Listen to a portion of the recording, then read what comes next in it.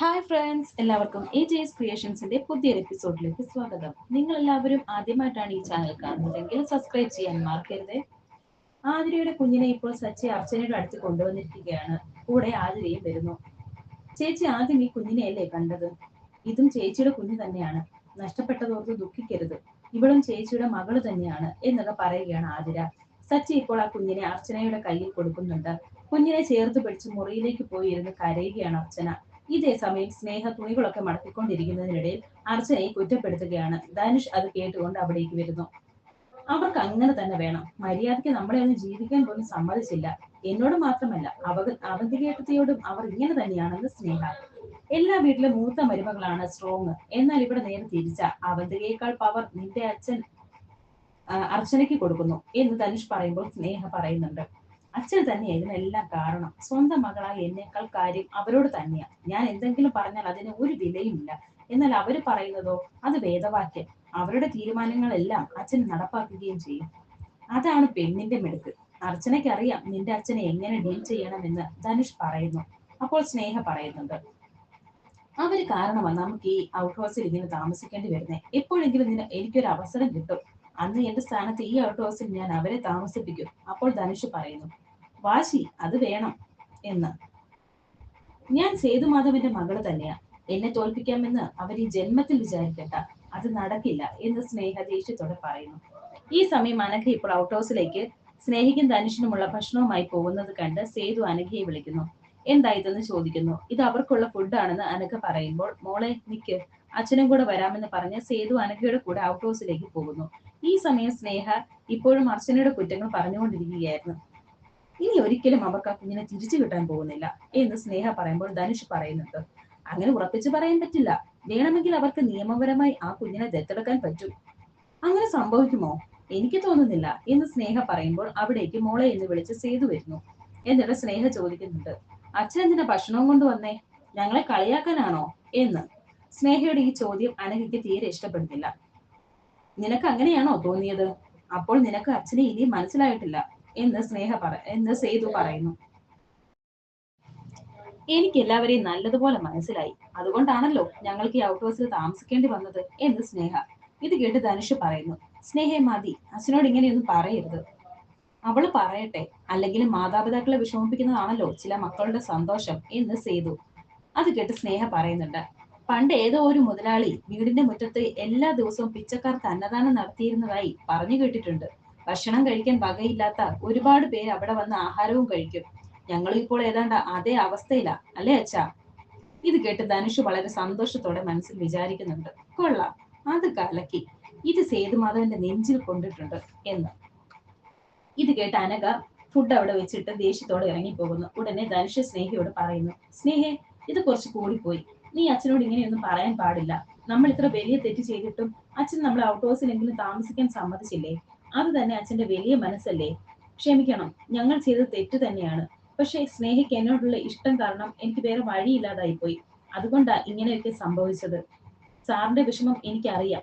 സ്നേഹ ഒരുപാട് വട്ടം എന്നോട് പറഞ്ഞതാണ് ഇവിടുന്ന് എങ്ങോട്ടെങ്കിലും മാറി താമസിക്കാമെന്ന്. പക്ഷേ സാറിന് ഇവളോടുള്ള സ്നേഹം എത്ര വലുതാണെന്നുള്ളത് എനിക്കറിയാം. ഒരു കാര്യം ഞാൻ സാറിന് ഉറപ്പ് തരാം, ഞാൻ കാരണം ഒരിക്കലും സ്നേഹ ദുഃഖിക്കേണ്ടി വരില്ല. സാറിന്റെ മകൾ എന്നും സാറിന്റെ അടുത്ത് തന്നെ ഉണ്ടാകും എന്ന് ധനുഷ് പറയുന്നു. ഇത് കേട്ട് സേതു പറയുന്നു, എല്ലാ അച്ഛനമ്മമാരും മക്കളെ വളർത്തുന്നത് വളരെ പ്രതീക്ഷയോടെയാ. ജനിക്കുമ്പോൾ മുതൽ മക്കൾക്ക് വേണ്ടി അവർ കരുതി വെക്കും. ഒരുപാട് സ്വപ്നങ്ങൾ കാണും, പ്രത്യേകിച്ച് പെൺമക്കളുടെ കാര്യത്തിൽ. അച്ഛൻ അച്ഛന്മാർക്ക് ആൺകുട്ടികളെക്കാൾ കരുതലും സ്നേഹവും പെൺകുട്ടികളോട് തന്നെയാ. എല്ലാവർക്കും മനസ്സിലായാലും അത് അവർക്ക് മാത്രം മനസ്സിലാകില്ല. നിന്റെ വിവാഹം ഈ നാട് മുഴുവൻ ആഘോഷിക്കുന്ന ഉത്സവം പോലെ ആർഭാടമായി നടത്തണമെന്ന് വിചാരിച്ച ആളാ ഞാൻ. പക്ഷെ അതിനുള്ള അവസരം നീ തന്നോ? അപ്പോൾ തന്നെ ധനുഷ് മനസ്സിൽ വിചാരിക്കുന്നുണ്ട്, അതിനുള്ള അവസരം ഇനിയുമുണ്ട്. എല്ലാവരും കൂടി അറിഞ്ഞ് ഇവളെ ഒന്നുകൂടി കെട്ടാൻ ഞാൻ തയ്യാറാണെന്ന്. ഇനി അതൊന്നും പറഞ്ഞിട്ട് കാര്യമില്ല. കഴിഞ്ഞതൊക്കെ കഴിഞ്ഞു. ഇതിനകത്ത് സൗകര്യങ്ങളൊക്കെ കുറവാണെന്ന് അച്ഛൻ അറിയാം മോളെ. ആര് തള്ളി പറഞ്ഞാലും അച്ഛൻ നിന്നെ തള്ളി പറയില്ല. നിന്റെ കാര്യത്തിലാണ് അച്ഛൻ ഏറ്റവും കൂടുതൽ കരുതലുള്ളത്. അത് ആരെക്കാളും നന്നായി നിനക്കറിയാം. നിന്റെ ഏട്ടന്മാർക്ക് നിന്നോട് സ്നേഹം ഇല്ലാഞ്ഞിട്ടല്ല, സ്നേഹക്കൂടുതൽ കൊണ്ടാ നിനക്ക് ഈ ചെറിയ ശിക്ഷ തന്നത്. ജീവിതം നീ കാണുന്നതല്ല. നിന്നെ നെല്ലിശ്ശേരി വീടിനകത്ത് തന്നെ താമസിപ്പിക്കണമെന്നാണ് അച്ഛന്റെ ആഗ്രഹം. പക്ഷേ നിന്റെ ഏട്ടന്മാരുടെ വിഷമം മാറാതെ അത് സാധിക്കില്ല. നിന്നോടുള്ള കരുതലും സ്നേഹവും കൊണ്ട് തന്നെയാണ് അർച്ചനയെ കൊണ്ട് നിന്നെ ഞാൻ തിരികെ വിളിപ്പിച്ചത്. ഈ അച്ഛനെ നിനക്ക് എന്തെങ്കിലും മനസ്സിലാകുമെന്ന് പറഞ്ഞ് സേതു അവിടെ നിന്നും പോകുന്നു. സേതു പോയി കഴിഞ്ഞതിന് ശേഷം ധനുഷ് ഇപ്പോൾ സ്നേഹയോട് പറയുന്നുണ്ട്, കൊള്ളാം, നല്ല ഒന്നാം തരം സെന്റി ഡയലോഗ്. നിന്റെ അച്ഛന് പെണ്ണുങ്ങളുടെ മനസ്സ് നന്നായിട്ട് അറിയാം. നിന്റെ അച്ഛൻ പണ്ട് അമ്മയെ പ്രേമിച്ചാണോ കല്യാണം കഴിച്ചത്? ആയിരിക്കും. ഇതുപോലെ നല്ല ഡയലോഗ് പറഞ്ഞായിരിക്കും അമ്മയും വീഴ്ത്തിയത്. അതൊക്കെ പോട്ടെ, നിന്റെ അച്ഛന് നിന്നോട് ഇത്രയ്ക്ക് സ്നേഹമുണ്ടെന്ന് ഞാൻ കരുതിയില്ല. കണ്ടോ കണ്ടോ കണ്ടോ, നിന്റെ കണ്ണൊക്കെ നിറഞ്ഞിരിക്കുന്നത്. ഇത് മതി, ഇതാണ് നമ്മുടെ ഡ്രം കാർഡ്. ഇനി നമുക്ക് നെല്ലിശ്ശേരിയിലേക്ക് കയറാൻ ഒരു പ്രയാസവുമില്ല. ഇത് കേട്ട് സ്നേഹ പറയുന്നു, എനിക്കിനി അതിനകത്ത് കയറണ്ടെങ്കിലോ? അങ്ങനെ പറയരുത്, ഈ വീട് നിന്റെയും കൂടിയാ, നിനക്ക് അവകാശപ്പെട്ടത് എന്ന് ധനുഷ് പറയുന്നു. എനിക്കൊരു അവകാശവും വേണ്ട, എത്രയും പെട്ടെന്ന് ഇവിടെ നിന്ന് എവിടേക്കെങ്കിലും പോയാൽ മതി. കണ്ടില്ലേ പിച്ചക്കാർക്ക് കൊടുക്കുന്നത് പോലെ ആഹാരം കൊണ്ടുവന്നത്? അത്രയ്ക്ക് സ്നേഹം ഉണ്ടായിരുന്നെങ്കിൽ നമ്മളെ അകത്ത് വിളിച്ചെത്തി ആഹാരം തരില്ലായിരുന്നോ? അച്ഛൻ അങ്ങനെ ചെയ്താൽ ഏട്ടന്മാർ എതിർക്കുവോ? ഒരിക്കലുമില്ല എന്ന് സ്നേഹ പറയുന്നു. നിന്റെ അച്ഛന് നിന്നോട് നല്ല സ്നേഹമുണ്ട്, അതിലെനിക്ക് ഒരു സംശയവുമില്ല. പക്ഷെ ധൈര്യമില്ല. ഈ സ്നേഹം നമ്മൾ മുതലാക്കണം. നിന്നോടുള്ള അച്ഛന്റെ സ്നേഹത്തിന്റെ തുമ്പിൽ പിടിച്ച് വേണം നമുക്ക് ഈ ഔട്ട് ഹൗസിൽ നിന്ന് നെല്ലിശ്ശേരി വീടിന്റെ പടി കയറാൻ. ഇന്ന് തന്നെ ഔട്ട് ഹൗസിലേക്ക് തള്ളിവിട്ടവർ നാളെ നിന്നെ അംഗീകരിക്കും എന്ന് ധനുഷ് പറയുമ്പോൾ സ്നേഹ പറയുന്നു, അങ്ങനെ ഇപ്പോൾ എന്നെ മാത്രം അംഗീകരിക്കണ്ടെങ്കിലോ? എന്റെ ഭർത്താവിനെയും കൂടി അംഗീകരിക്കുവാണെങ്കിൽ മാത്രം മതി എനിക്ക് അവരുടെയൊക്കെ സ്നേഹം. അവർ എന്നെയും അംഗീകരിക്കും. ആ ദിവസത്തിന് വേണ്ടിയാണ് നമ്മുടെ കാത്തിരിപ്പ്. നീ ഭക്ഷണം എടുത്തു വെക്കും, നല്ല വിശപ്പ് എന്ന് പറയുകയാണ് ധനുഷ്. എന്നിട്ട് മനസ്സിൽ വിചാരിക്കുന്നുണ്ട്, എന്റെ പൊന്നു മോളെ, നിന്നെ മുന്നിൽ നിർത്തി തന്നെ ഞാൻ നെല്ലിശ്ശേരി വീടിനകത്ത് കയറും, അതെന്റെ വാശിയാണ് എന്ന്.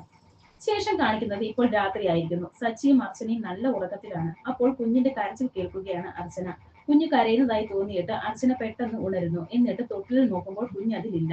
എന്നാൽ കുഞ്ഞ് തൊട്ടിലിൽ ഉള്ളതായി അർച്ചനയ്ക്ക് തോന്നുകയും കുഞ്ഞിനെ ഉറക്കുന്നത് പോലെ തൊട്ടിലാട്ടുകയും ഒക്കെ ചെയ്യുന്നു. എന്നിട്ട് വാതിൽ തുറന്ന് പുറത്തേക്ക് പോകുന്നു. സച്ചി നല്ല ഉറക്കത്തിലായതുകൊണ്ട് തന്നെ ഇതൊന്നും അറിയുന്നില്ല. കുറച്ചു കഴിഞ്ഞപ്പോൾ സച്ചി ഉണരുന്നുണ്ട്. നോക്കുമ്പോൾ അർച്ചനയെ കാണുന്നില്ല. അർച്ചന ഇപ്പോൾ അടുക്കളയിലാണുള്ളത്. കുഞ്ഞിന് വേണ്ടിയുള്ള പാൽ ചൂടാക്കുകയാണ്. സച്ചി വന്ന് നോക്കുമ്പോൾ അർച്ചന അടുക്കളയിൽ നിൽക്കുന്നു. താൻ എന്തായി കാണിക്കുന്നത് എന്ന് സച്ചി ചോദിക്കുന്നു. വീട് സച്ചിയേട്ടാ, ഒരു മിനിറ്റ്, ഞാൻ പാൽ ചൂടാക്കിക്കൊണ്ട് ഇപ്പൊ വരാം. മോള് വിശന്ന് കരയുന്നത് കേട്ടില്ലേ? സച്ചിയേട്ടൻ മോളുടെ അടുത്ത് ചെന്നിരിക്കെ എന്ന് പറഞ്ഞ് കുഞ്ഞുള്ള പാൽ എടുക്കുന്നുണ്ട്. കുഞ്ഞിനെ അവർ കൊണ്ടുപോയില്ലേ, പിന്നെ എന്തിനാ ഇതൊക്കെ എന്ന് സച്ചി ചോദിക്കുന്നു. അപ്പോൾ അർച്ചന പറയുന്നുണ്ട്, കുഞ്ഞിനെ അവർ കൊണ്ടുപോയെന്നോ? എവിടെ പോകാൻ? അവള് മുറിയിലുണ്ടല്ലോ. അർച്ചന, നമ്മുടെ കുഞ്ഞ് നമ്മുടെ കൂടെ ഇല്ല, അവള് പോയി. പോലീസുകാർ അവളെ ഒരു ഓർഫനേജിൽ ഏൽപ്പിച്ചു എന്ന് സച്ചി പറയുമ്പോൾ ആ ഒരു രംഗം ഓർത്തെടുക്കുകയാണ് അർച്ചന. പെട്ടെന്ന് അർച്ചന പൊട്ടിക്കരയുകയാണ്. ഉടൻ സച്ചി പറയുന്നു, അർച്ചന, തന്റെ മനസ്സ് കൈവിട്ടു പോകരുത്. തന്റെ ഈ അവസ്ഥ കണ്ടിട്ട് എനിക്ക് സഹിക്കുന്നില്ല. ഒരു കാര്യം ഓർത്ത് നമുക്ക് സന്തോഷിക്കാം. കുറച്ചു ദിവസമെങ്കിൽ കുറച്ചു ദിവസം അവൾ നമുക്കൊപ്പം ഉണ്ടായിരുന്നല്ലോ. നമുക്ക് എന്തൊക്കെയോ കുറെ പ്രതീക്ഷകളും തന്നിട്ട് ഇപ്പോൾ അതൊക്കെ നഷ്ടപ്പെട്ടു. ആരൊക്കെയോ ചേർന്ന് അവളെ നിന്നിൽ നിന്നും അകറ്റി. അവളെ തിരിച്ചു കിട്ടുമോ ഇല്ലയോ, അതൊന്നും നമുക്ക് ഒരു ഉറപ്പുമില്ല. ശ്രമിക്കാം, അത്രേ പറ്റൂ എന്ന് സച്ചി.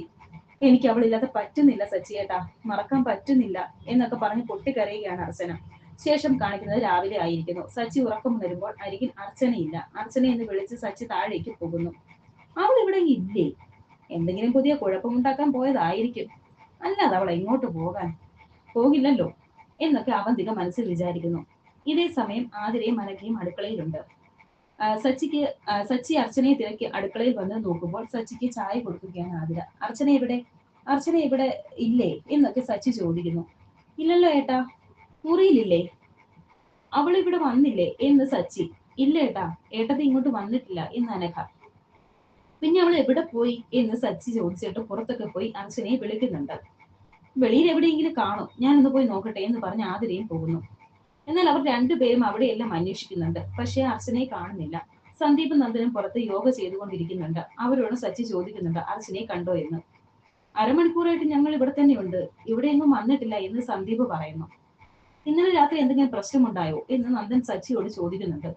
പ്രശ്നമുണ്ടായില്ല പക്ഷേ എന്ന് പറഞ്ഞ് രാത്രി നടന്ന കാര്യങ്ങളെല്ലാം പറയുകയാണ് സച്ചി. അത് കലക്കി. അപ്പോൾ അവൾക്ക് ഭ്രാന്ത് പിടിച്ചു. ഇനി ഇതൊരു മുഴുഭ്രാന്താക്കി മാറ്റണം, അത് ഞാൻ ചെയ്തോളാം എന്നൊക്കെ സന്തോഷത്തോടെ മനസ്സിൽ വിചാരിച്ച് നിൽക്കുകയാണ് അവന്തിക. വരാനിരിക്കുന്ന പുതിയ എപ്പിസോഡുകൾക്കായി വീണ്ടും കാണാം. Thank you.